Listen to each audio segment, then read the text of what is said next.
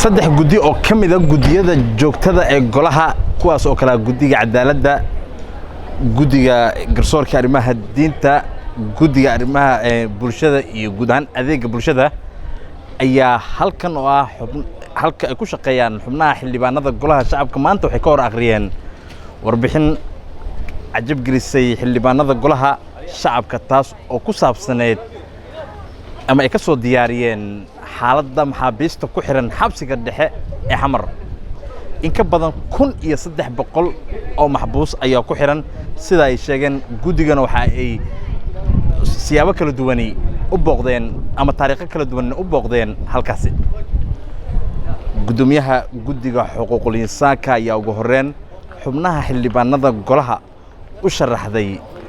warbixintan oo ka koobneed ilaa 9 page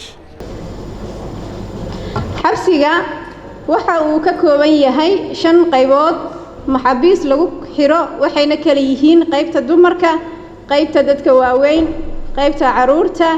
qaybta dilka ku xukuman qaybta romaanka maxkamad suge tirada maxaabiista xabsiga waa sida soo socoto tirada maxaabiista ku xiran xabsiga dhexe ee xamar xilligii kormeerka guddiga cadaaladda uu sameynayay wuxuu ahaa 1246 maxaabuus tirada caruurta ka yar 20 sano ee ku xiran xabsiga dhexe ee xamar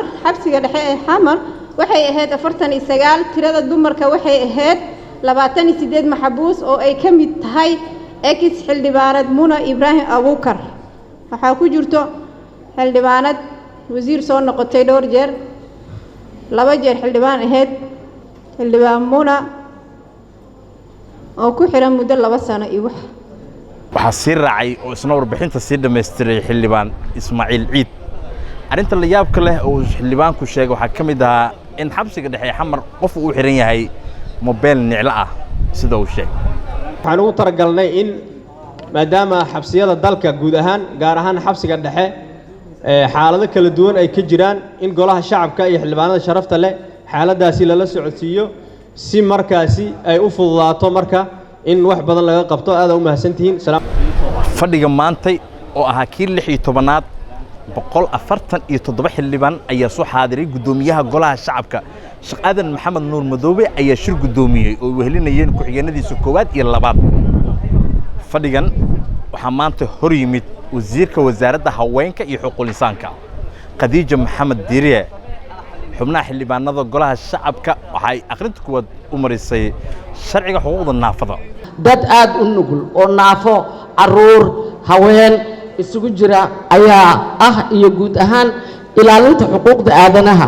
oo aad ogtihiin dastuurkan jamhuuriyadda federaalka Soomaaliya gola ahaan ama aqal sare ama hay'adaha dawladda ama shacabka Soomaaliyeed guud iyo dibad in ay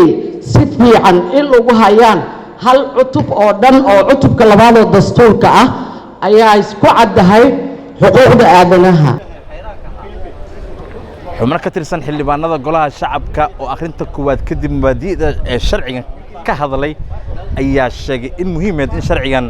xilli hore loo keeno baarlamaanka jamhuuriyadda federaalka Soomaaliya qaar ka mid ah xildhibaanadana waxay soo jeediyeen talooyinkooda ku aadan sharcigan mahad mutawakkil Honkebel TV Muqdisho